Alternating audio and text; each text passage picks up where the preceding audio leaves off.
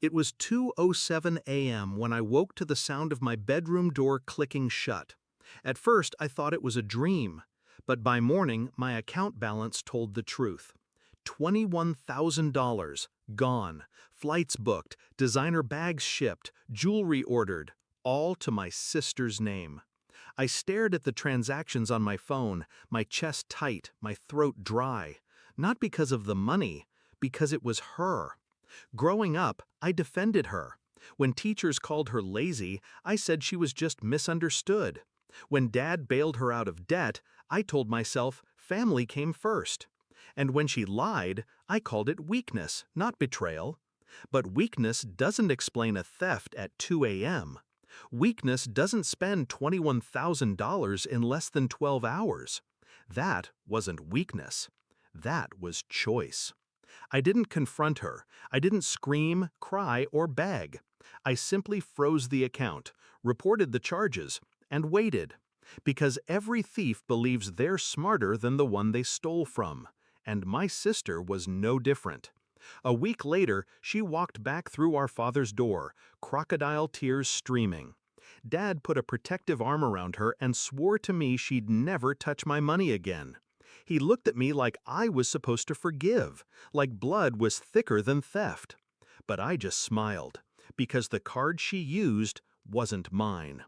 Months before, I had opened a second account in my name. Same card design, different number. I used it rarely, but I kept it alive, waiting. Because I knew her patterns, the late-night sneaking, the need for fast thrills. She didn't steal my card that night. She stole the bait. And every dollar she spent wasn't mine. It was the bank's. Fraud, documented, traceable. I handed everything to the investigator, the statements, the camera footage I'd installed in the hallway months earlier, the timestamps of her entering my room. No emotion, no drama. Just evidence. The bank pressed charges. Quietly, efficiently. By the time she realized, it was too late.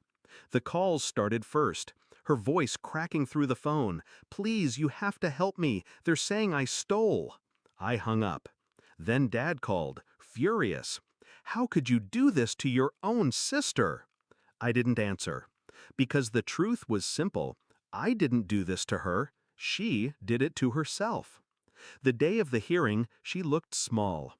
No designer bags, no jewelry, just trembling hands and a court-appointed lawyer flipping through papers he barely understood.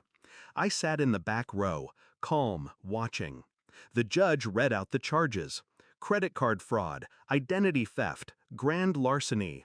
Her eyes darted toward me, desperate, as if I'd stand up and rescue her.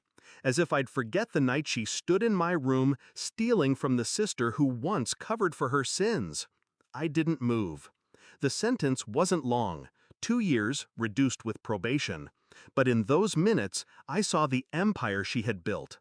The fake friends, the borrowed luxury, the endless pity games, collapse into dust. She walked in with a smirk. She left in handcuffs. Afterward, Dad couldn't look me in the eye. He said I went too far, that I should have protected her, that family forgives. But I didn't feel guilty, because forgiveness isn't owed, it's earned, and she never earned it. Now the house is quiet. No footsteps at 2 a.m., no doors creaking open. I still see her face sometimes, in flashes.